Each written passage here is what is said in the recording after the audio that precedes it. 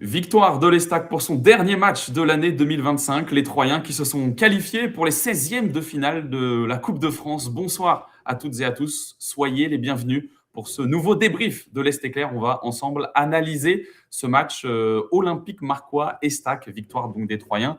3-1. Je suis Mathéo, je suis journaliste pour l'Est Éclair. Je suis actuellement dans la rédaction du journal à Troyes. Vous pouvez d'ailleurs voir les archives dans mon dos, mais je ne ferai pas ce débrief tout seul. Je suis accompagné de Ludovic. Salut Ludo. Salut à tous. Tu es sur le terrain, tu étais au stade de Marcq-en-Barœul pour suivre cette rencontre. Je suis sur le bord de terrain, tu vois, le bord du terrain synthétique de Marcq-en-Barœul, sous la pluie. Donc après, je vais me mettre sous la cahute de l'entraîneur où était Stéphane Dumont cet après-midi. Voilà, je fais un petit peu le tour du propriétaire. C'est là où les supporters marquois étaient. Beaucoup de jeunes qui ont fait beaucoup de bruit. Ils ont mis une belle petite ambiance dans ce stade qui peut accueillir bien plus de supporters que ça, mais pour des raisons de sécurité, il y avait 2300 ou 2400 personnes. Et les dirigeants marquois avaient mis tous des tonnelles un petit peu autour du terrain. On n'est pas au motoball à Gaston-Arboin, mais ça aurait pu être le cas.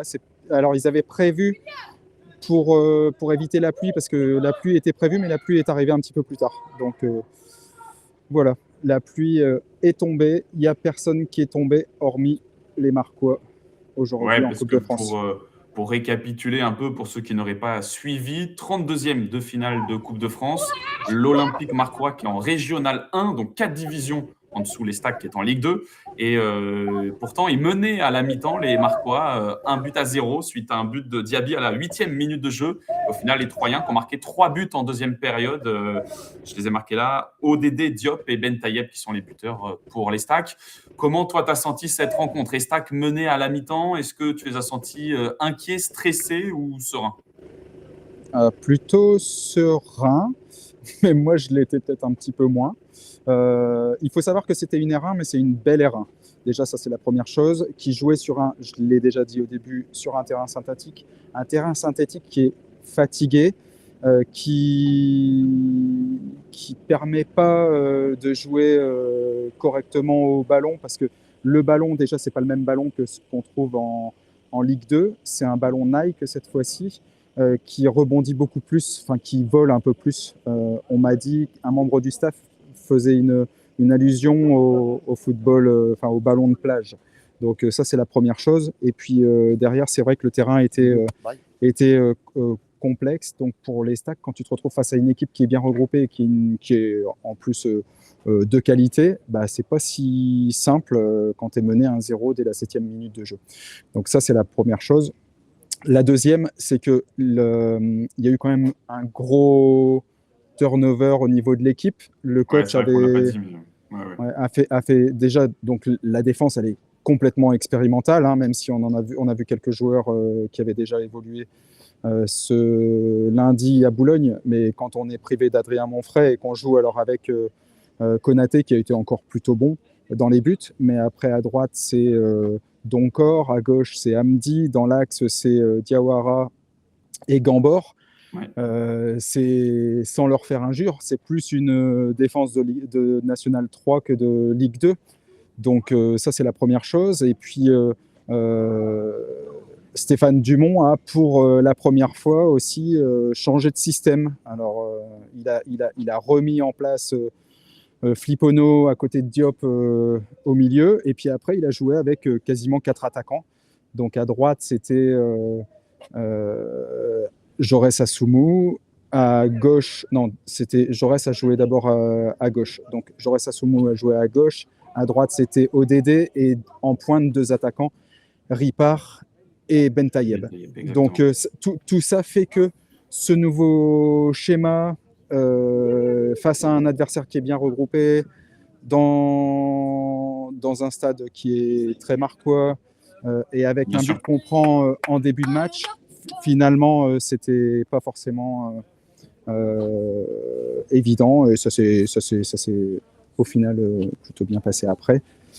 Parce que juste, je rappelle, mais du coup, pour ceux qui se demanderaient pourquoi il y avait cette composition-là, en fait, il y avait 5 joueurs qui étaient forfaits, 2 joueurs suspendus, Ismaël Boura à la Coupe d'Afrique des Nations et il a mis plusieurs joueurs du 11 type, on va dire, sur le banc et même Antoine Mille qui n'était même pas dans le groupe. Ouais, Donc, le coach, effectivement, il a fait tourner. le coach a bien dit à la fin du match qu'il avait fait une équipe avec les forces en présence, mais surtout avec les différences d'état de forme. Il voulait reposer certains joueurs, ne pas tirer trop sur la corde. Des joueurs qui ont beaucoup donné, comme justement tu l'as dit, Antoine Mille, Martin Adeline, qui n'a pas joué non plus, qui était sur le banc pour le coup. Et il a redonné du temps de jeu à certains, comme Alexandre Flipono. Ouais. Donc, de ce point de vue-là, c'est plutôt positif. L'autre point positif, c'est que finalement, l'Estac s'est qualifié. Donc, à la fin du match, on se dit 3-1. Bon, ça a été tranquille. Ça n'a pas été tranquille, ça a été plutôt pas trop mal maîtrisé avec une équipe bien en place.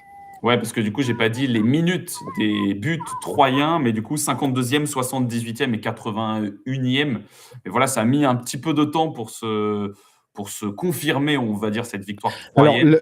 la chose qui est importante, c'est que l'Estac est mené 1-0, mais derrière, malgré tout, à part 10-15 premières minutes qui ont été très très compliquées pour les Troyens, puisque comme je te l'ai dit, l'équipe était déjà un peu expérimentale dans un schéma qu'on expérimentait, et l'équipe a eu du mal au milieu de terrain je trouve,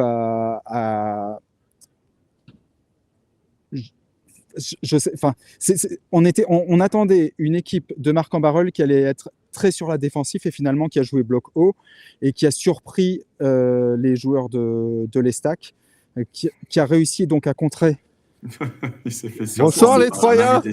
Stéphane Sogi. Comment ça va? Qui est venu exprès à Marc Ambarol, voilà, donc il voulait absolument être dans le débrief, donc voilà, on a vu le risque d'être sur la pelouse. Il nous a montré sa langue, on est content de le voir. Après, je travaille, Stéphane qui me demande de boire un coup, mais je travaille après. Juste sur le Facebook Live, on a un message qui nous dit qu'au vu de ce que cette équipe de Troyes a proposé en seconde période, qui va pouvoir les stopper en deuxième partie de saison? Le supporter qui nous écrit ça les a trouvés vraiment très solides, il nous dit. Qu'est-ce que toi, t'en as pensé? Tu les as sentis mieux, du coup? Ah oui, ils ont été bien mieux en deuxième période, mais par contre, on n'oublie pas que c'est une équipe de R1 qui était en face en deuxième période. C'est-à-dire que cette équipe de R1 qui a plein de qualités et qui vaut peut-être plus que le niveau R1, sur la première période, elle a vraiment joué son va-tout, elle a été très forte, mais on les a sentis, les joueurs, bien marquer le coup physiquement après l'égalisation qui est intervenue, c'est ce que j'allais dire, qui est intervenu rapidement en deuxième mi-temps. Donc, donc si je reviens sur ce que je disais tout à l'heure, c'est qu'à part la quinzaine de minutes au début du match où c'était vraiment très très compliqué, malgré tout, dans ce schéma expérimental, l'Estac s'est créé des occasions, a touché le poteau aussi en première mi-temps, aurait pu égaliser, aurait pu aussi se faire surprendre à une autre prise, mais ça allait à peu près. Finalement, en deuxième mi-temps, ils sont revenus avec un peu plus de je ne sais pas si c'est d'envie, mais de conviction. Et il y a des joueurs qui ont vraiment franchi un cap, qui ont été bien meilleurs, à l'image de Diop, qui a été assez énorme en deuxième période. Mais tout ça a fait que cette équipe a gravi les échelons pendant que l'autre, elle était en train de descendre. Donc, il ne faut pas tirer non plus de conclusion après une rencontre comme celle-là. Il faut juste se satisfaire d'être au prochain tour. Alors, se satisfaire, ça, c'est autre chose. C'est ce qu'on a dit hier, je crois, on était à deux lors de la conférence de presse d'avant-match. Et ben, ça fait un match supplémentaire. Donc, ça fait un match supplémentaire entre deux matchs très importants qui seront. Ouais, parce qu'en fait, le 16e de finale, pour expliquer pour les gens, tombe entre le match de championnat contre le Red Star, qui est le 3 janvier. Je crois que la coupe, ça doit tomber le 10-11. Alors, j'ai plus le week-end en tête, mais 10-11 janvier. Et le week-end d'après, c'est le match contre Reims. Donc, effectivement, ça tombe entre deux gros matchs de Ligue 2, le Red Star et Reims, qui jouent le top 5. Donc, c'est sûr que c'est deux gros adversaires et tu auras un match de coupe entre ces deux dates. Je vois ce que tu veux dire dans ce calendrier qui n'est pas surchargé, mais qui est rempli. Chaque week-end, tu joues. Et je pense que ça aurait vraiment fait tâche de sortir là contre une R1. Je rappelle, clairement. 4 divisions de moins. Non, mais clairement. Mais après, je me dis, pour avoir fait un article sur le Stade de Reims il n'y a pas si longtemps que ça, notre confrère de l'Union disait que la Coupe de France avait forcément coûté une partie du maintien du Stade de Reims l'année dernière, du maintien en Ligue 1, puisque le Stade de Reims, pour rappel, avait terminé en finale contre Paris. Une défaite contre le PSG. Mmh. Je me dis que si les Stades jouent un très gros entre le Red Star et Reims, c'est légitime, humain, de penser à faire un bon résultat contre l'OM, contre le PSG, contre Lens. Et donc, on se dit que fatalement, les deux matchs qui seront hyper importants, alors le premier, le Red Star, ça sera forcément très important, mais après, on peut toujours avoir en tête ce deuxième match de coupe, enfin ce prochain match de coupe, alors qu'il y a un match contre Reims qui pourrait être décisif pour la montée. Ouais, voilà. En tout cas, je pense que ce que les supporters vont retenir de ce match-là, c'est la qualification. Ils ne pensent pas au fait que le match tombe entre deux autres journées. Non, même le club, hein, le club, je pense, dans son ensemble. Hein, encore une fois, l'année 2025 a été assez exceptionnelle pour les Stacks. Il faut bien rappeler que quand Stéphane Dumont avait pris le groupe en 2024, les premiers mois ont été compliqués. Donc, sur l'année civile, il y a eu vraiment de très belles performances du club troyen. Ça aurait quand même fait un petit peu tâche de se faire éliminer contre une R1. On ne sait jamais. Pour l'instant, ils sont vraiment dans une dynamique très porteuse, sur une vague qui est bien à surfer. On peut s'imaginer que même un petit accident contre une R1, ça n'a pas d'incidence, mais on ne sait jamais si cet incident ne peut pas être le début d'une chute. Donc là, au moins, on part en vacances sereinement, avec une qualification en poche, les sourires, l'équipe qui a encore su réagir après avoir été menée. Finalement, cette semaine aura été belle à Boulogne, où on gagne dans les arrêts de jeu, en s'arrachant un peu les cheveux, et puis une qualification à Marc-en-Barœul qui s'est bien passé. Ouais, parce que du coup, comme tu l'as dit, comme on l'a dit en introduction, les derniers matchs de l'année 2025 pour les Troyens, selon mes petites fiches, c'était le 40e match de l'année civile pour les Troyens, 22 victoires, 7 matchs nuls et 11 défaites. Donc voilà, donc la 22e et dernière victoire de 2025, tu l'as vécu. Tu nous as dit que Diop était dans tes tops. On rappelle, il portait le brassard cet après-midi, il a marqué, il a fait une passe D. Tu mets qui d'autre dans tes autres top et flop? Alors, je te remercie pour cette question. J'y ai pas pensé, donc je vais devoir y réfléchir très vite. Allez, à 5 secondes. Non, mais j'ai trouvé que ODD avait montré quelques belles choses. On attend de revoir. De son premier but avec les Stacks. Ouais, on l'a pas encore trop vu. Il y a beaucoup de gens qui attendent beaucoup de lui, et on voit qu'il a des qualités de percussion, de vivacité, de rapidité. Donc ça, c'est plutôt positif. Il n'a pas eu énormément d'occasions. Enfin, il ne s'est pas créé énormément d'occasions, mais j'allais dire sur l'une d'elles et l'une des premières, il loupe pas et il égalise, donc ça c'est super important. Après, Taoufik Bentayeb revient bien, il marque un très très beau but, et ça c'est aussi intéressant parce que c'est un joueur qui a manqué un mois de compétition, qui semblait quand même un petit peu, non pas dans le dur, mais qu'il lui fallait du temps de jeu pour reprendre. Il a repris et il a fait une prestation qui est en tout cas encourageante. Parce que du coup, il n'avait pas marqué depuis sa blessure carton rouge. Vous vous souvenez sûrement si vous suivez le club, mais contre le gardien de Pau, le choc avec le gardien de Pau où il se blesse, il se prend carton rouge. Il était revenu il y a quelques matchs, il n'avait pas marqué. Donc là, il a marqué son 9e but de la saison déjà, Taoufik Bentayeb. Et puis après, je trouve que malgré tout, Konaté dégage toujours pas mal de sérénité. Sur le but, il peut rien faire. Non, clairement.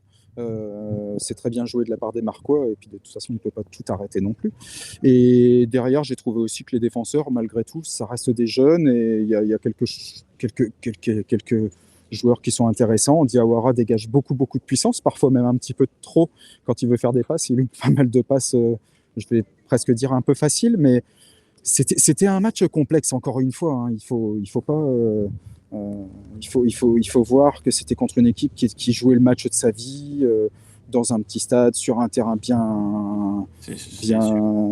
bien sale. Enfin, c'est c'est pas très simple. Donc il y a du positif. Voilà. Bon, moi je trouve que Diop a vraiment en deuxième mi-temps, semble-t-il, il a été un peu piqué aussi, si je dis pas de bêtises, par le coach à la pause, et, parce qu'il attendait plus de lui. Alors on attend aussi plus d'un Alexandre Flippono, mais Alexandre Flippono, il vient de revenir, donc soyons un peu patients. Mais par contre, Diop, bah, voilà, il est un peu sur la dynamique de sa saison qui est quand même très très positive pour le moment. Et petite question, j'espère que je ne vais pas te mettre une colle et que tu y as pensé. Qu'est-ce que tu as pensé de ce système en 4-4-2, là? 4 défenseurs, 2 milieux défensifs, on va dire, 2 ailiers, 2 attaquants. Alors, j'ai dit à Stéphane Dumont, on a compris ce que tu as voulu faire en début de match, en deuxième mi-temps. Puisqu'en deuxième mi-temps, ça s'est vraiment bien passé. L'équipe avait la maîtrise du jeu et avec des joueurs de couloir qui sont intéressants, bah, finalement, tu arrives à prendre le dessus sur l'adversaire et à les mettre vraiment en difficulté. Là, encore une fois, c'est pas un 4-4-2. Tu vois, à la fin de match, quand il fait rentrer Ifnaoui et De Tourbé à droite et à gauche à la place d'Assoumou et de ODD, c'est plus un 4-4-2 normal, classique, avec des joueurs de ballon sur les deux côtés. Là, c'était vraiment deux ailiers qui jouaient en plus des deux attaquants de pointe. À un moment donné, en début de match, moi, je pensais franchement, alors je ne suis pas coach, mais je pensais qu'il allait tout de suite faire un changement, quoi, parce que pour moi, ça ne fonctionnait pas. Il y avait trop d'espace au On milieu de t'entend terrain. moins bien. Je ne sais pas où est passé le micro, si c'est caché dans ton écharpe. Vraiment beaucoup. Non, ça ne marche pas, Ludo. Petit problème de son, désolé. Attends, je vais essayer. Ah, c'est la pluie. Ça va pas être top, mais bon, C'est je bon, crois que c'est là. la pluie qui commence à... C'est Ouais, c'est donc bon. bon, bref, pour finir, ça peut être récent. Il y a plein de choses à voir de positif pour l'avenir, donc il faut plutôt se satisfaire de ça. Parfait. Bah, je pense qu'on va se laisser là-dessus. Stéphane, qui te met sur le chat du Facebook Live, vient à l'abri. Donc voilà, je pense que tu vas Ouais, aller mais pouvoir alors le le retrouver. problème, c'est que pour le coup, on est enfin, dans des structures d'un club amateur, donc c'était compliqué de le faire dans les vestiaires. Il y avait trop de monde. J'aurais pu le faire dans les tribunes. J'ai pas pensé et je pensais pas qu'il pleuvait autant. Donc, Non, mais t'inquiète. mais C'est en le top. principe, je devrais m'en sortir comme les Stacks s'en est sorti. Parfait. Petit débrief de 20 minutes pour vous faire un petit point sur le match, pour que tu nous racontes ce que tu as vécu, comment tu l'as vécu. Merci en tout cas. Merci à tous de nous avoir suivis. Ludo, rentre bien. Bon courage pour ton article à retrouver dans le journal de demain. Et puis sur le web dans quelques heures. Et puis bonne fête à toutes et à tous. Merci de nous avoir suivis. Prochain match de l'Estac contre le Red Star le 3 janvier. On sera là pour vous le faire vivre. À bientôt. Bonne Joyeux soirée. Noël à tous. Joyeux Noël. Au revoir.